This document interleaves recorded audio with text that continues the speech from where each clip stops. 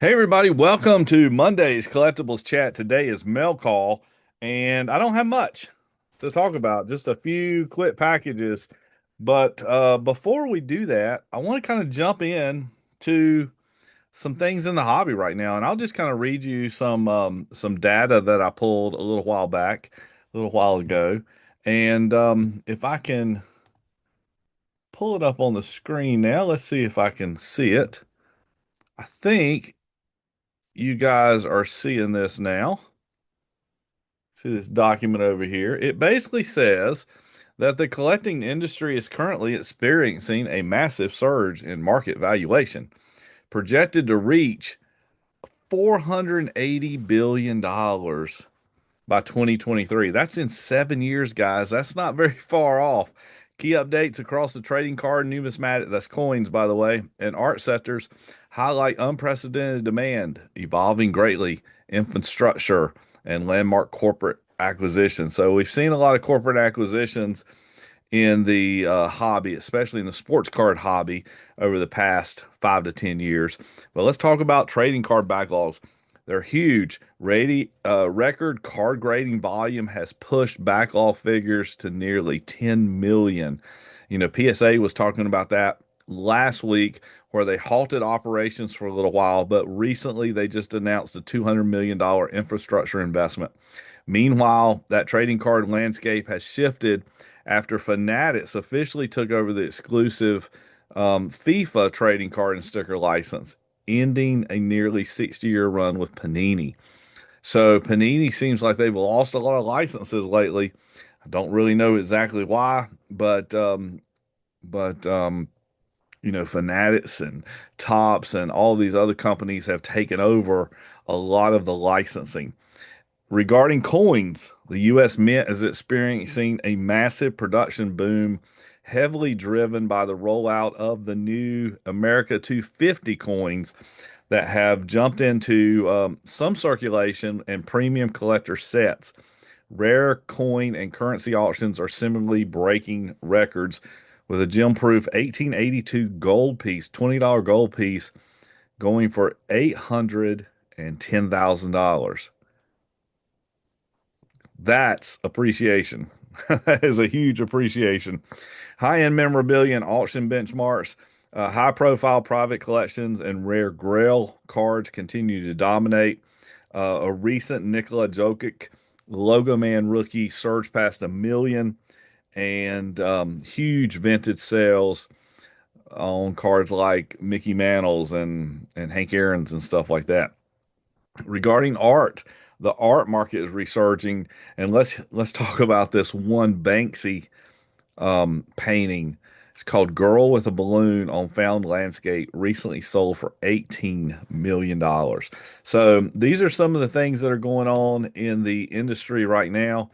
To me, it's pretty amazing. It's a great time to be there. Like I said at the show this past week, there was, well, maybe I didn't say it, but I noticed a lot of people in the hobby looking for high dollar cards. And I don't have a lot of high dollar cards at my table. I mean, probably the most expensive card I have is like 200 or 300 bucks. But that's what people were looking for. They were looking for the thousand, $2,000, $10,000 cards. And I thought that was kind of amazing, actually. So let's jump into mail day. I have got just a few things today, not much, just a few pieces. And these came from Whatnot and um, eBay.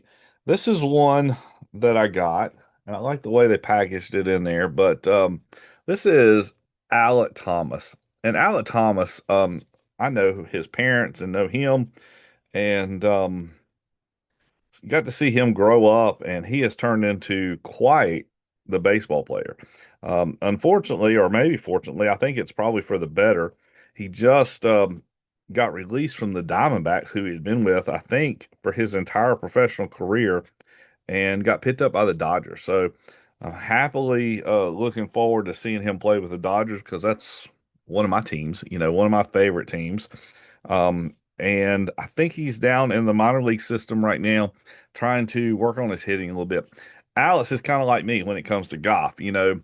I was a good golfer, but never was like a low. score golfer. I couldn't hang with the Tiger Woods and the Scotty Schefflers and stuff like that when they're shooting 20 under par, but I could easily shoot, even par or maybe a little bit better. And I think Alec is kind of that way too with his hitting. He's a great baseball player. He hits the ball when he needs to, but he's not going to win a home run title, and stuff like that. But all around great ball player. I've got a ton of his cards. And this one is actually the Christmas. I think it's numbered. I'm trying to see. Maybe I'm wrong on that one. It just says that's an official game relic card. Okay. So got that one. Let's see what else we got here. This one came with a nice little thank you there, which is cool. And let's see what this is. Packaged very well. I'm pretty sure I know this card. Also another one of my favorite players, but I don't pull for this team that often. If it's who I think it is, I think it is a Paul Skeens card. But goodness, get it out of the package, and here we go. There we go, Paul Skeens. Paul Skeens on a 2024 Topps Archives New Breed Paul Skeens, and this it graded at a 9, but still a beautiful card. So there we go. Okay, and final pack of the day. Let's see if we can just get this out without having to cut anything. Well, almost, almost. Okay, we got a nice. Okay, two cards here. Two cards. Did I order both? I think I did. Okay, so I got the Mikael Williams right here. Nice on the purple. This is numbered 4 of 99. And that's Georgia, of course. Had to buy that one. And then this is just absolutely beautiful. Too bad HSA. They should jump back into the game. Their slabs look good. They This is Marvin Bagley the third on a 9.5. Look at that, how beautiful that is. That is just a beautiful slab. You can see all the way through. The backs look good. Great card as well. So, guys, that's it. Mail day was short today, but I hope you enjoyed it. And I wanted to tell you a little bit about some things going on in the hobby and just get on here quickly and share with you guys. So, I'll be back tomorrow with we'll start a new rip. We'll look at either Topps baseball, looking at that now, or may do some basketball. I really enjoyed opening these cards yesterday. This was the WNBA cards. Pulled some good ones out of there. Got a few Caitlin Clark's and need those for the table. But we are getting ready for the show on June 20th. That will be in 2 Saturdays, not this Saturday, but the next. And that'll be in Shelby, North Carolina at the LeGrand Center. So if you have anything that you want, if you've seen anything in any videos that you just can't live without, give me a call and I'll save them out for you at that show, or we'll make arrangements to deliver them to you before. Also, just to let you know, I have vintage baseball, basketball, and football, mostly baseball from 1957 up to about 1985 in binders. And after 85, I pretty much have those in boxes.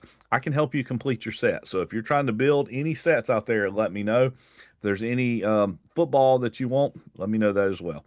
That seems to be doing really well right now. And I can't wait to get it out into your hands. I will see you guys soon. Hope you have a great rest of your day. Bye, everybody.